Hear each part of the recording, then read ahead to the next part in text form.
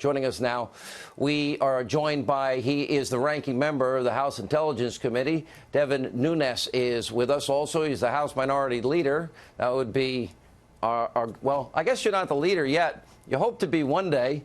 Minority Whip Steve Scalise. Devin, I know you can't tell us everything, but my sources are pretty clear. It's a complete Adam Schiff shutdown. Republicans can't ask questions. Republicans can't do pretty much everything. You've read this so-called resolution. Is this resolution what Newt Gingrich offered Bill Clinton in 1998? Well, I think the thing people should be asking themselves, especially if you're a Democrat and you're on the Judiciary Committee, is where is Jerry Nadler? Nobody's seen him for like 2.5 months. He's like the missing man in action. So clearly Schiff and the Intelligence Committee Democrats, they've completely obliterated the Intelligence Committee. It's now known as the Impeachment Committee. So, you know, that resolution is just more of the same. And I'll tell you, you mentioned that you haven't seen this in your, many years in radio and TV. I have never in my life seen anything like what happened today. I mean, they've been bad in most of these depositions, but to interrupt us continually, to coach the witness, to decide whether or not what we're going to be able to ask the witness. I mean, we don't even get any witnesses at this point, and it doesn't look like we're going to get any ever. But to not let us ask questions, I've never, ever had that. And to see someone coach a witness, and, this isn't the first time that, Schiff's very good at coaching witnesses. Remember, he also met with the whistleblower. So this is just unprecedented. Steve Scalise said, look at this New York Times report. White House Ukraine experts sought to correct transcript of Trump call. OK, that's fine. And he's claiming that the vice president, that Trump mentioned the vice president on tape discussing Ukraine's corruption. Now, I'm actually glad that they bring this up, because I'd like to know if you think Joe Biden, what he did was a quid pro quo. Fire him in 6 hours or you don't get $1 billion.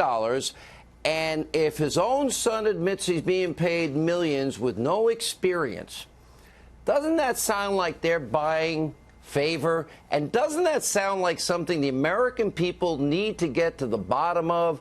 If Joe Biden sold out his office so his family could make millions when they had no experience, I think that's an important thing that we ought to be investigating. Well, Sean, I think everybody in America who's objective that looks at this knows it doesn't pass the smell test. And Joe Biden himself bragged about it. He said he flew over there and he told them that in 6 hours he's leaving with the $1 billion of our money, taxpayer money, if they don't fire the guy that's looking into his son. I mean, my goodness, if that's not a quid pro quo, I don't know what is. But, of course, that's why the Democrats want to throw up all these smoke screens. They don't want you to look over there. They show you the shiny object behind the tree, and they try to create all this innuendo about President Trump, who, by the way, Sean, the law says that the president, before he gives taxpayer money to any country, has to go and verify that they are not participating in corruption. In fact, that's a law that Adam Schiff himself voted for. And so when you look at what President Trump is doing, he's trying to root out the corruption that started in 2016 with the Russians trying to interfere with our election. Some of that went through Ukraine. Of course, he's got a legal obligation to root out corruption, and that's what President Trump is doing. And that's why they want to impeach him instead of looking into the real quid pro quo that Biden himself bragged about. So the president in the call, Devin Nunes, OK, I would say he's guilty of trying to get to the bottom of election interference and corruption. He's guilty of that. And we know also that there's no quid pro quo. How do we know that?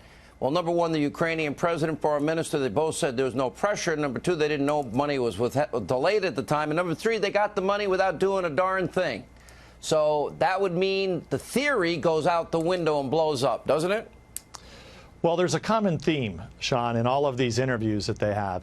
When they bring in these State Department people, they all say the same thing. They don't have a clue about anything that happened in Ukraine in 2016 that was really wrong. Donald Trump was wronged, okay, by many in the Ukrainian government.